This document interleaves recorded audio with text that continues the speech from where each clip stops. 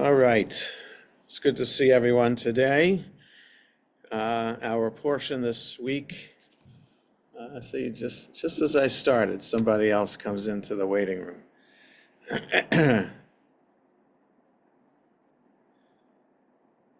Okay. Our portion this week is Tavo, found in the Eitz Chaim on page 1140. It's the start of chapter 26 of the book of Deuteronomy. Baruch atah Adonai Eloheinu melech haolam, asher kitshanu b'mitzvotav v'tzivanu la'asok b'divrei Torah. So we're nearing the end of the book of Deuteronomy, and here Moses reminds the people, last week was about lots of laws that will be observed to serve as the foundation for a just and spiritual society in the land of Israel. And so here, Moses is kind of backing that up with more general reiteration of the need to follow the covenant. And that if you follow the covenant, you'll be blessed and rewarded. If you don't follow the covenant, you'll be cursed and punished. So the bulk of the portion is about that blessing and curse, with much more emphasis on the curses than on the blessings. So we'll get to that in a little bit, but the portion begins, though, to kind of highlight the blessing, is this law of bringing the first fruits of our fields to God's house and to offer them as a blessing. So I just want to look at that process for a little bit. So it's the beginning of the portion, and we'll look at it all the way through verse 11. So starting on 1140. V'haya ki tavo el haaretz, and when you enter the land, asher Adonai Elohecha noten lacha nachala v'rishta v'yashavta ba, that God, your God, gives to you as an inheritance, and you possess it, and you dwell in it. Okay, so after the process of settling the land of Israel, so not right away, not the very first, well, the bringing of the first fruits is done on the holiday of Shavuot. It doesn't tell us that here, but the rabbis tell us that. So this isn't supposed to happen on the first Shavuot when they get into the land of Israel. It's when they've settled the land and they feel comfortable in it. Verse 2, V'lakachta mereshit kol peri ha'adama asher tavi me'artzecha. You should take from the first of the fruit of the land that you bring, that you will bring from your land, asher Adonai Elohecha noten lach, that God, your God, gives to you. So take from the first fruits of the land that you're on, v'samta vatena, and put it, the first fruits, in a basket. V'halachta el hamakom asher yivchar Adonai Elohecha l'shakein shemo sham, and go to the place that God, your God, will choose to have his name dwell there. That is, to the central worship place, right? So this is a focus of the book of Deuteronomy, the idea that there will be a central worship space, as opposed to the book of Exodus that talks about the building of the Mishkan that's used in the desert. So there's always a question for the rabbis, and I guess a question for scholars too. Did they bring the Mishkan with them into the land of Israel? And would the Mishkan have been that central worship place? Or is Deuteronomy talking about what will become the temple in Jerusalem. So, and also raises a question as to when the book of Deuteronomy was written, which I've said a lot over the course of these weeks in talking about Torah study. So this is just another example of raising the question when Deuteronomy was written, because of this commandment here to bring it to the place that God's going to choose to have God's name dwell. Okay? Verse 3. Okay, but back to the ritual itself. So you're supposed to bring the first fruits in a basket. 3. And so when you get to this place, Uvata el HaKohen, you approach the Kohen, Asher Yihiyeh Bayamim Ahem, who will be in those days.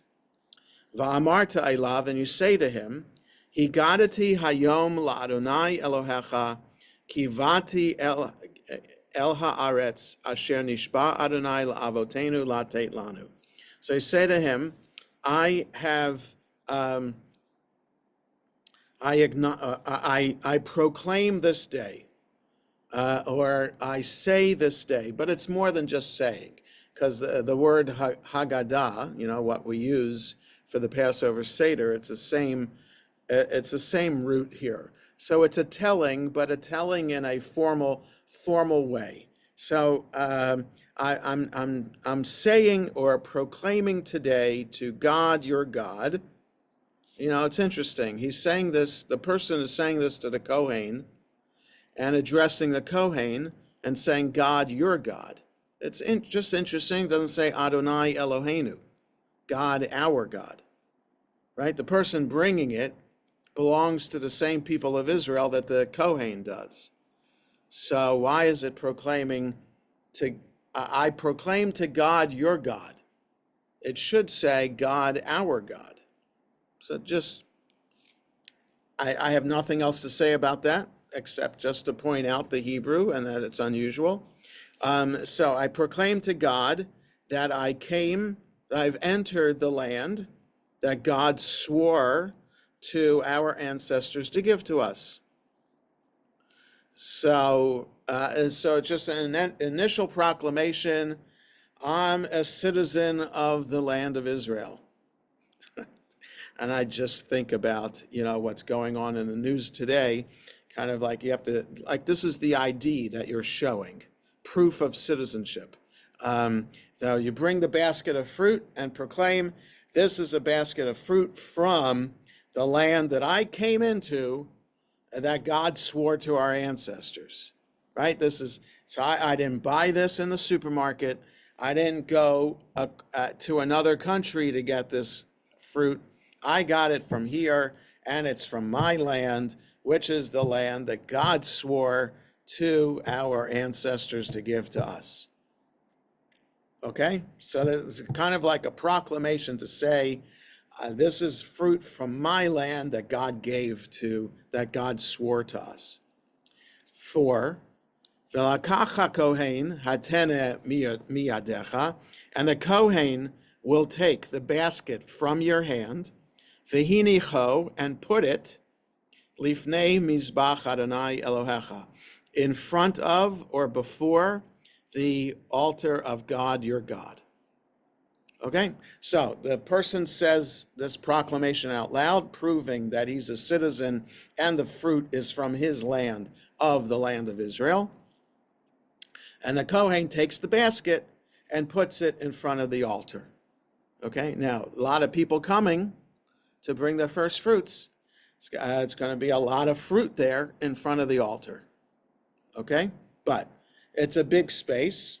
But how big is it? It's enough to keep all of the baskets. And the rabbis also talk about this. How big should the basket be? Doesn't say. It says a basket of fruit. So is the basket a particular size? Is it a large basket? Is it a small basket? What's the minimum required to bring? And what kind of basket? The rabbis do talk about that. What kind of basket should you bring? Should it be a simple woven basket? Should it be a cloth basket? Should it be a precious metal basket.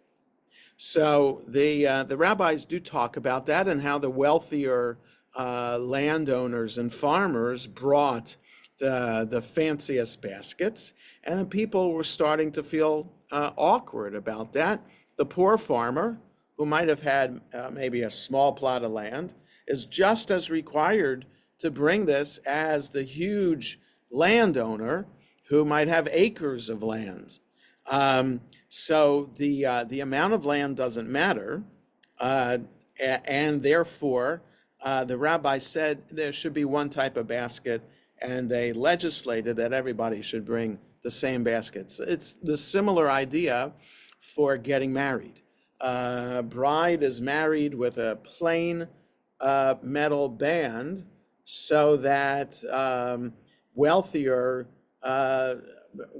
couples shouldn't flaunt their wealth with diamonds or something else, and poorer couples shouldn't feel badly that they couldn't afford a diamond ring. So it's another example of the rabbis legislating economic parity, so that everybody feels equal and empowered by the ritual. Okay, so it's not clear from the text here, but that's what the rabbis do in their discussion of this material to ensure that everybody is treated the same. Okay? Well, Yes, go ahead. but well, we know now that it's 10%, but did they know it at this time? So it's that's separate, Deborah, the 10%. That's for the tithe. This is for the first fruits. And it doesn't say how much of your first fruits you're supposed to bring. So the next thing, the second aliyah, starting with verse 12, talks about the tithe of your crops that you're supposed to bring, and in the 7-year cycle, which years of the cycle do you bring the tithe? For first fruits, it's not telling us how much. So that's another thing too. The wealthier could bring a huge amount with them in a huge basket. So that the rabbis also talked about how much you should bring as well. Okay, so the Kohen puts the basket of fruit. You make your proclamation to prove that you are a citizen of the land of Israel, and the Kohen takes the basket, puts it in front of the altar, and then verse 5, Va'anita va'amarta lifnei Adonai Elohecha.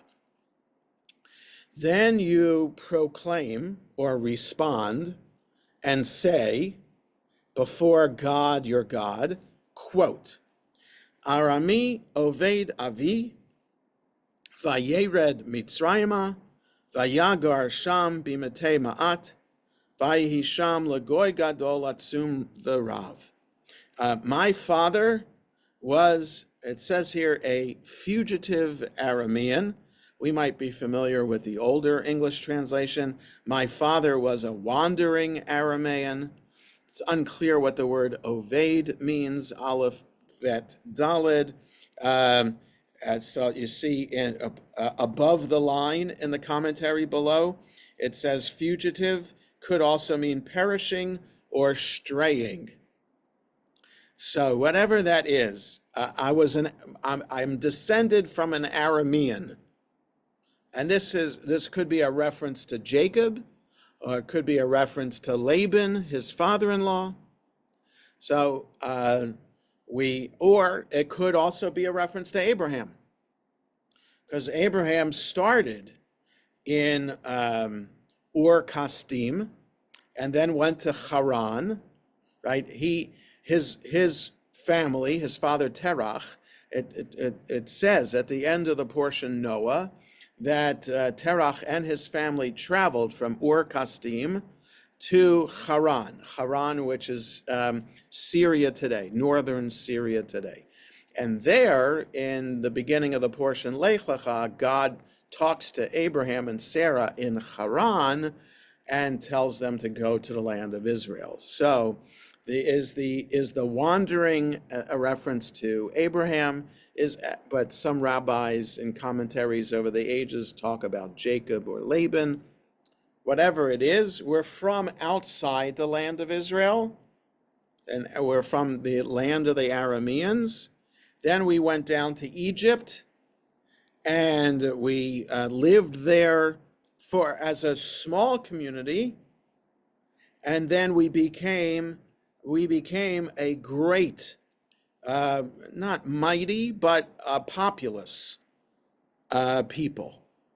Okay, so we started as a small group, this Aramean family that ended up in Egypt and became a large group. So that's what we say, verse 5, we continue. Vayareu otanu hamitzrim. The Egyptians, it says, dealt harshly with us, treated us badly. Vaye'anunu, they tortured us or oppressed us. Vayitnu aleinu avodah kasha, and they forced us into hard labor. Vanitzak el Adonai Elohei avotenu, and we cried out to God, the God of our ancestors. Vayishma Adonai et kolenu, and God heard our cry, our voice. Vayar et onyenu, and saw our suffering or oppression. V'et amalenu, and the burden of work. V'et lachatzenu, and our oppression. So just another word for oppression there. So anyenu here, our plight and our misery and our oppression. Okay? 8, continue to say, Vayotzienu Adonai mimitzrayim, God brought us out of Egypt, biyad chazaka, uvizroa netuya, with a mighty arm and a mighty hand and an outstretched arm, uvamora gadol, with great power or awesome power, uva otot uvamot moftim, and with signs and wonders. Okay, so the awesomeness of the Exodus experience, that God heard our cry, responded to our oppression, and took us out of Egypt with signs and wonders. Okay, 9. So we keep on talking after bringing the first fruits. Vayevienu el hamakom hazeh, and he brought us to this place. God brought us to this place. Vayiten lanu et haaretz hazot, and gave us this land. Eretz zavat chalav udavash, a land flowing with milk and honey. Ve'ata, verse 10, hine heveti et reshit pri ha'adama, and now I have brought the first fruits of the land, asher natata li Adonai, that you, God, gave me. And that's the end of what he says. V'hinachto lifnei Adonai Elohecha, and put it down before God, your God. V'hishtachavita, and bow down or lie prostrate lifnei Adonai Elohecha, before God, your God. Okay, and verse 11, v'samachta b'chol hatov, you rejoice with all the good, asher natan lecha Adonai Elohecha uleveitecha, that God gave you, that God, your God, gave you and your household, atava halevi v'hager asher kirbercha, you and the Levite and the stranger who is among you. Okay, so by bringing the first fruits, you and all in your community will rejoice. But this proclamation that we say, I've talked about this before. This is in the Haggadah, and it makes up the bulk of that Magid section. So after the youngest sings the 4 questions, the Manish Tanah, then there's this long section of Midrash there.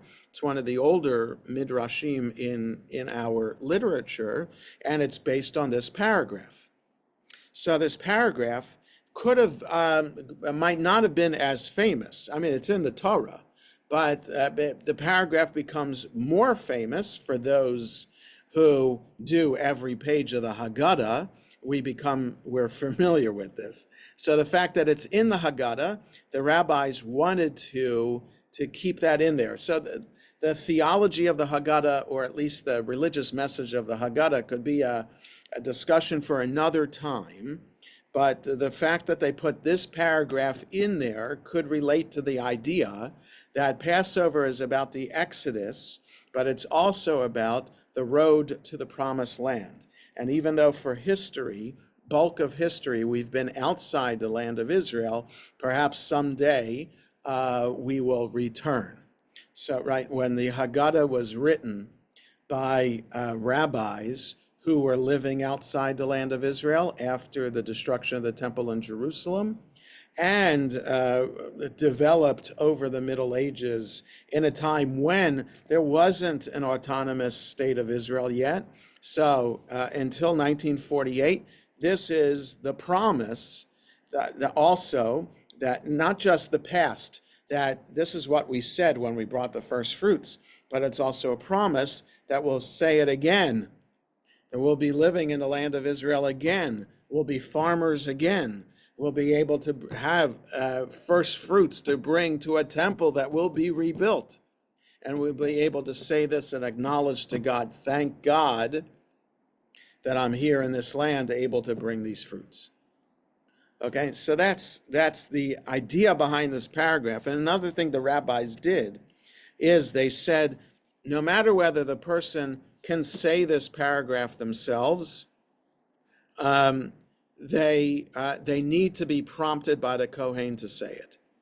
So this is another element in which people should not feel embarrassed bringing the first fruits. Not everybody might be familiar with the Hebrew or be familiar with the Hebrew formula. They might not have had the time to practice it, to memorize it. And so, people shouldn't show off and tell the Kohen, no, I know it by heart, and show off to the people who are waiting in line behind to bring their baskets too. So this isn't a time to show off. This is a time to fulfill a mitzvah and bring the fruits. It's not a time to flaunt your wealth and to make your fellow Jews feel bad. So everybody has the same basket. Might have different fruits in the basket. Everybody has the same kind of basket, and everybody's being prompted by the Kohen to recite these lines. Okay, so the other thing I wanted to talk about this, I'm going to share my screen for this. Just 1 second to make sure I have it. Yes, okay. Is that, and I've mentioned before that we're missing something in the history of, we're told, so our ancestor was a wandering Arab man, whether the ancestor is Abraham, Jacob, or Laban. And we go down to Egypt, great numbers, forced into hard labor. God saves us with signs and wonders and brings us to this land. And so we might think, hey, wait a second. Shouldn't there be like a couple words about took us out of Egypt, brought us to Mount Sinai and gave us the Torah, and then brought us into this land? At least just the idea that, somewhere we learned that we were commanded to bring these first fruits. So why is it that the Torah, the giving of the Torah at Mount Sinai, is not mentioned in this paragraph? So a colleague of mine, Rabbi Pamela Barmash, we overlapped in rabbinical school. I was ordained before her. She was a pulpit rabbi for a little while, but then pursued her doctorate and then became a professor at Washington University in St. Louis. And she's a Bible professor and a biblical Hebrew professor. And she also happens to be the co-chair of the law committee of the conservative movement. So her expertise isn't just Bible, but it's also Jewish law. She wrote this brief article. It's published on something called thetorah.com, which is a good website of that has articles about each Torah portion from scholars and rabbis around the world. So it's the Torah.com. It's not a very unique name of a website, but they got it first, and so I recommend it. And I sometimes refer to essays found there. So she has this brief article about where is the Sinai Chorev theophany. So the only thing about these articles is that they'll have technical terms like this. So we have to know that Sinai is also called Chorev. It's another name for Mount Sinai. That's the name that's referred to here in the book of Deuteronomy. And theophany, theo is God, phany is appearance. So it's a fancy word for revelation. So where is the revelation of God at Mount Sinai in this paragraph? That's her question. What is striking about this liturgical summary is that it completely omits any mention of the theophany at Sinai, surely an essential part of the Exodus story and the shape of the Torah as a whole, right? When we sing Dayenu, actually, in the Haggadah, it's there. So Dayenu, each of the lines, if God had only done this, it would have been enough. So it progresses through the history. If God had brought us out of Egypt, it would have been enough. If God had brought us to Mount Sinai, it would have been enough. If God had given us the Torah, it would have been enough. If God had given us Shabbat, it would have been enough. So in Dayenu, Mount Sinai's there. Okay, so it depends who writes the song and what's the focus of what the prayer or the proclamation is. It presents, this paragraph does, the narrative of the Exodus from the enslavement in Egypt to the settlement of Canaan. You know, Bible scholars like to call it Canaan as opposed to the land of Israel, with a huge hole in the middle, the theophany at Mount Sinai. Deuteronomy 26 is far from the only passage with this exclusion. In other words, there are lots of other passages that leave out Mount Sinai. In fact, other celebrated passages also do not mention the theophany. The song at the Sea of Reeds in Exodus 15, the great celebration after the Egyptians' final defeat, also lacks any mention of the theophany at Sinai when it recounts history from the Exodus from Egypt to the building of the temple. So we're not going to focus on that there. The Song of the Sea back in Exodus 15, scholars agree was written well after the events described. It was just inserted in that point. There could be a reference at the end of it to the building of the temple to highlight also how late in history the song was written. But that's a talk for another time. The Deuteronomic text that shows parents how to answer a child's question about the Exodus also exhibits this same striking omission. So back in Deuteronomy 6, we have, when in the future your child asks you, what is the meaning of the decrees, statutes, and laws that the Lord our God has commanded us? You'll say to your child, we were slaves to Pharaoh in Egypt, and the Lord took us out of there with a strong hand. The Lord performed before our eyes great and dangerous signs and portents against Pharaoh and his household. He took us out of there so that he might take us and give us the land that he had promised to our fathers. He didn't take us to bring us to Mount Sinai. He took us out to take us to the land. Then the Lord commanded us to observe all these laws, to revere the Lord our God for our own good and for our own survival, as is now the case. Okay? So it's just another passage in the book of Deuteronomy in which we're supposed to say something specific to our children that doesn't include Mount Sinai in it. This passage, a trigger for the unit of the four sons in the Passover Haggadah, omits the theophany and the sample answer it provides for parents. If a Jewish educator today were to offer parents a sample answer to children's questions about the Exodus, that educator would surely mention the theophany at Sinai. Yes, it definitely is the case, right? We left Egypt in order to get the Torah at Mount Sinai, affirm our relationship with God in the process, and then go to the land of Israel so that we can live in the land of Israel, being the people of Israel, by observing the Torah. So it's the triangle that I've pointed out before, that where God's at the top, and we have Torah and Israel on the bottom 2 points of the triangle. So if Torah is not part of it, it's just God and Israel, then okay, but what actually keeps us together as a people while living in Israel? You need the Torah to be that basis. And also the Torah is the basis for how we understand our relationship with God. It's not, we're not leaving our relationship up to God by individual ideas of what God means or how we're supposed to relate to God. The Torah defines that relationship. So God, Torah, and Israel is an integrated triangle. It's not just one way all around, it's 2 ways all around the triangle, and how each of the 3 points is totally integrated into that. But the idea here is, when did Torah, that is Mount Sinai, become part of that relationship between God and the people of Israel and the land of Israel? Do these paragraphs that don't mention Mount Sinai reflect a different time in our tradition, in our history, in which maybe the Mount Sinai story wasn't there?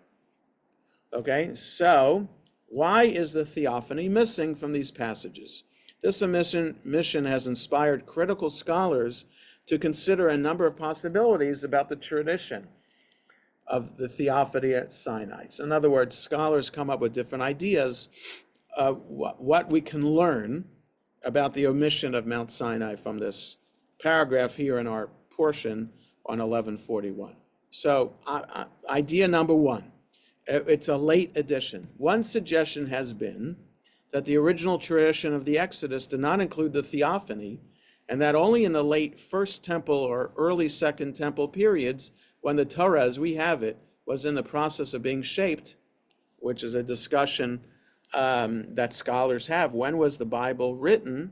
Was it written in the time of the First Temple or early Second Temple? Early Second Temple means when Jews returned from Babylonia and after the exile and rebuilt the temple. So that's pretty late in Jewish history. It is 2,500 years ago, but it's certainly later than what the Torah describes, which would be like 3,200 years ago.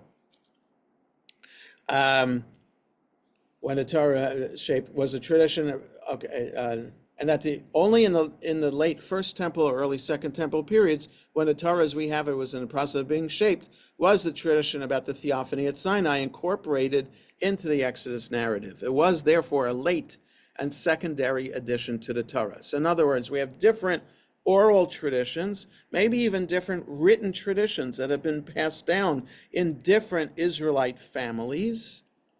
And it was the job of the editors, whenever they were, whether it was First Temple or Second Temple, these editors take these stories and put them together into the Bible as we know it today. Okay, so that the Mount Sinai experience could have been a later addition to the stories of the people. Exodus was among the early traditions, because everybody has the Exodus, but not everybody has a Mount Sinai experience, or a consequence of combining traditions. Other scholars have suggested that only some of the tribes had the theophany as part of their tradition, and that only in the late First Temple or Second Temple periods, when the Israelite groups who had been living separately until that time came together and combined their traditions, did it become a standard part of Israelite historiography, that is, writing about history. So there's this other biblical scholar strain which says that there are different Israelite families that have different stories about their origin. Like there are some scholars who suggest that not all of the 12 tribes, not all of Jacob's sons, ended up in Egypt. Some stayed behind and therefore did not have the Egypt experience as part of their story, and others did. And then when did those 2 different Jacob families of the 12 tribes, when did they reunite, and what stories did they bring together to create the unit of stories that we have in the Torah and the Bible? Okay, so we have one general story that we teach, which is that all of Jacob's family went down to Egypt. All of them got out of Egypt. All of them stopped at Mount Sinai. All of them ended up in the land of Israel.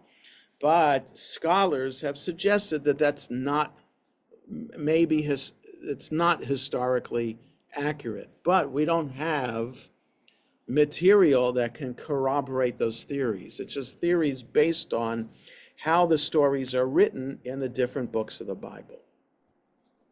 Okay, number 3, a different idea. Yes, Barbara?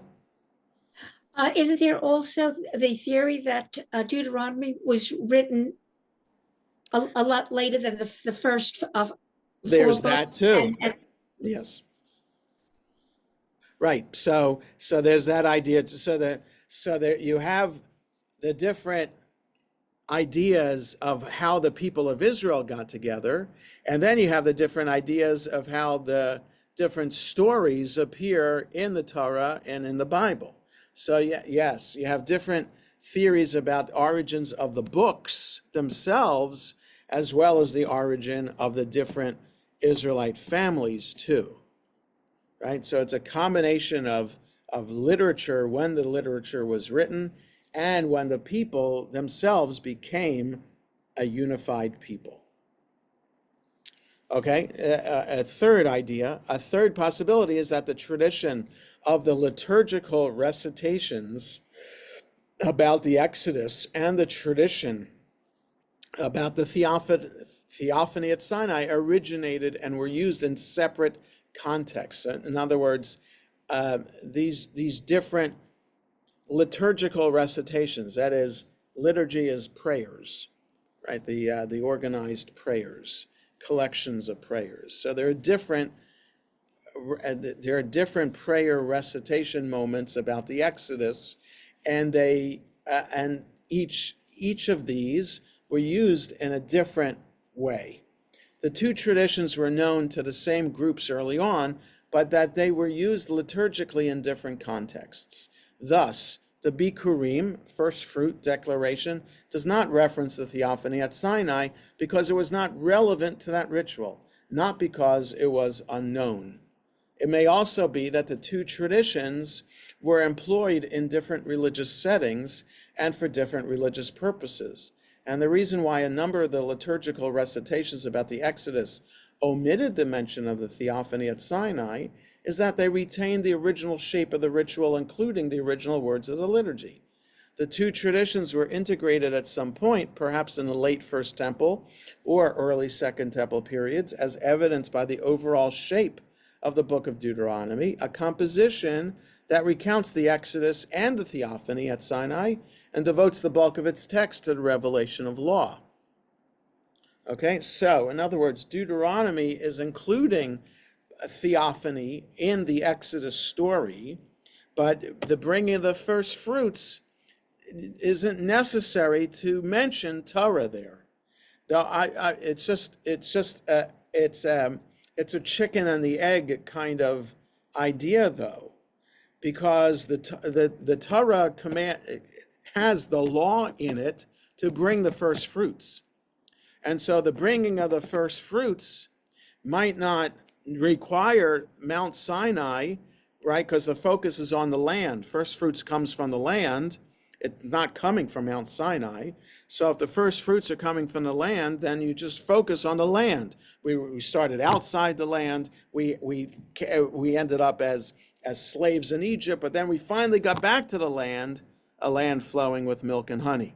So yeah, if it's land oriented, which bringing produce comes from the land, but then again, we're only bringing it because the Torah says to bring it. So the argument that you don't need a reference to the Torah in the formula that you're saying, then but where is the commandment to bring to recite this formula and bring the fruits coming from? Okay, so it's like a backwards kind of like you go back and forth with this argument. So the biblical text offers explicit evidence for the Bikurim ritual, first fruits, as evidenced by this week's Parsha.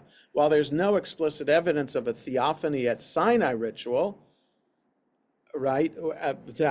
Later in rabbinic tradition, we do have a theophany at Sinai ritual, that is the holiday of Shavuot, where we're reliving the experience of Mount Sinai, and also staying up all night the first night of Shavuot to study Torah is a theophany at Sinai ritual, but the Torah doesn't tell us to do that. The rabbis do. We do have a number of texts that refer to a public ceremony of recitation of scripture. For example, Nehemiah chapter 8 indicates that there were blessings, whatever those included, and a recitation of scripture, whatever selection that might have been.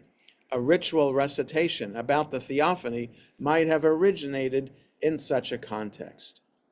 Whichever explanation one prefers, the tradition that recounts the Exodus and omits the theophany emphasizes how God redeemed the Israelites through a formative period of history. It highlights that what God did for the Israelites, freeing them from Egyptian bondage, leading them safely through the wilderness, and settling them in the land of Israel.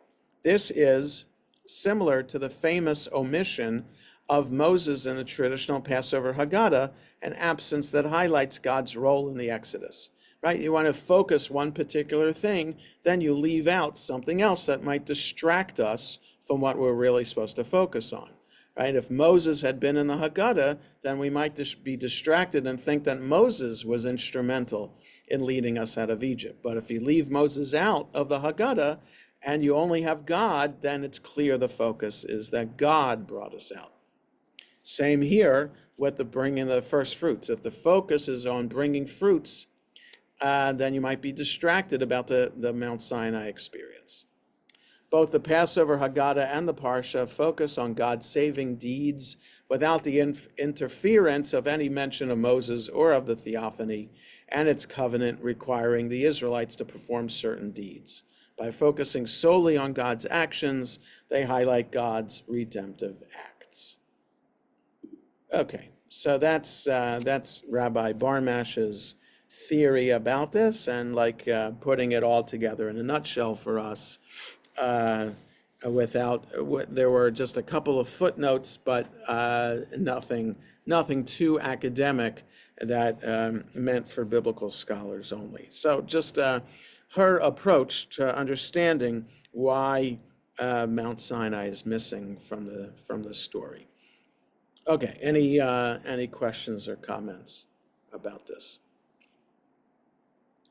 Okay, so one other thing I think we have time to look at is near the end of the portion, after the blessings and curses and most of the punishments are talked about, there is this on page 1158 in the 7th Aliyah. This isn't the only time that this is mentioned in the Torah, but I do want to mention this here. So, chapter 29, 1158. Vayikra Moshe el kol Yisrael vayomer alehem.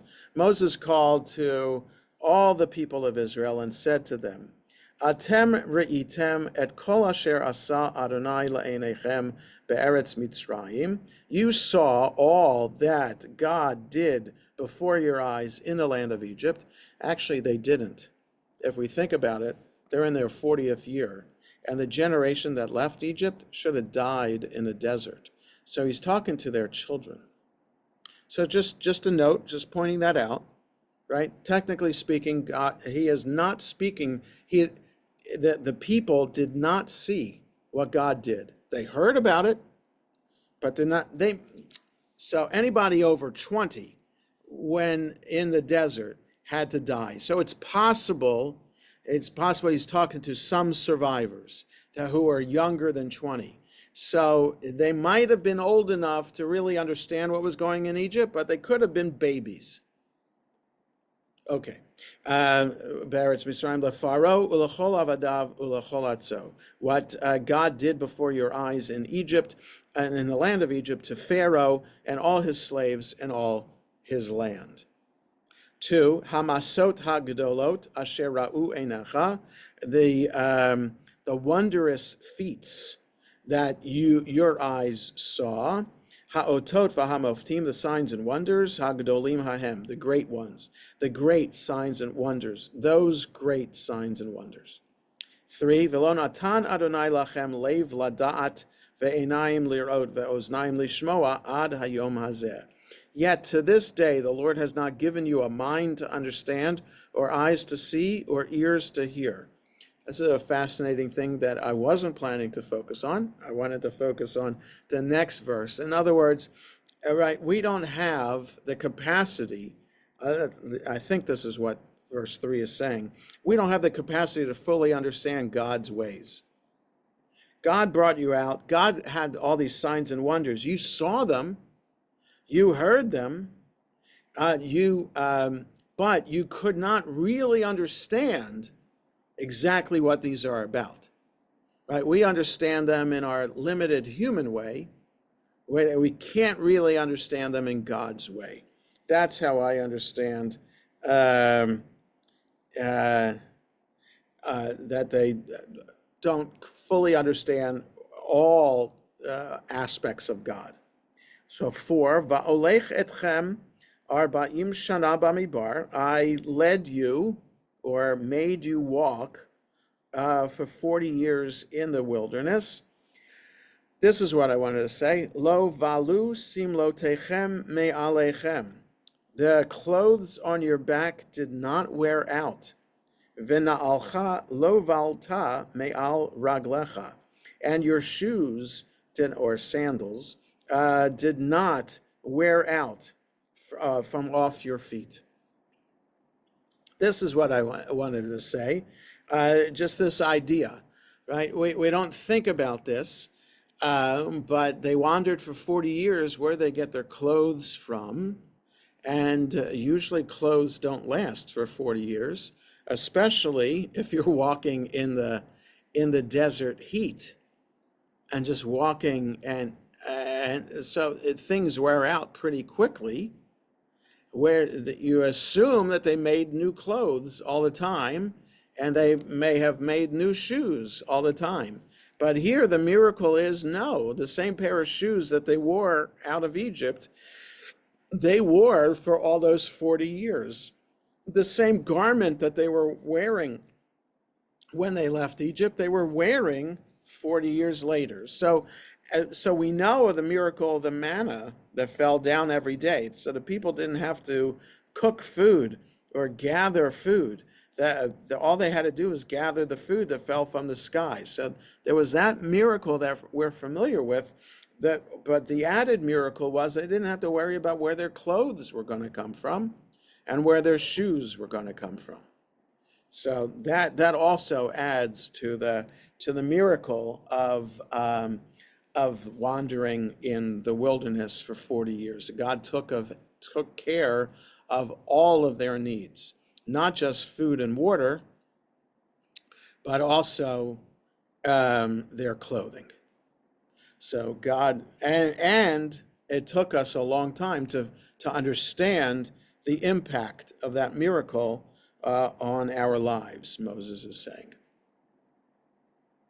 Okay, so I wanted to just end with that. Hope everybody has a good rest of the day and good week ahead, and take care, everybody. There's a chance that we will not have class next Wednesday because Ben Glass and his wife just became parents again. She gave birth today, and the bris is going to be in shul next Wednesday. But we don't know what time yet. So there's a chance I'll let you know whether class will happen or not. Take care, all. Thank you.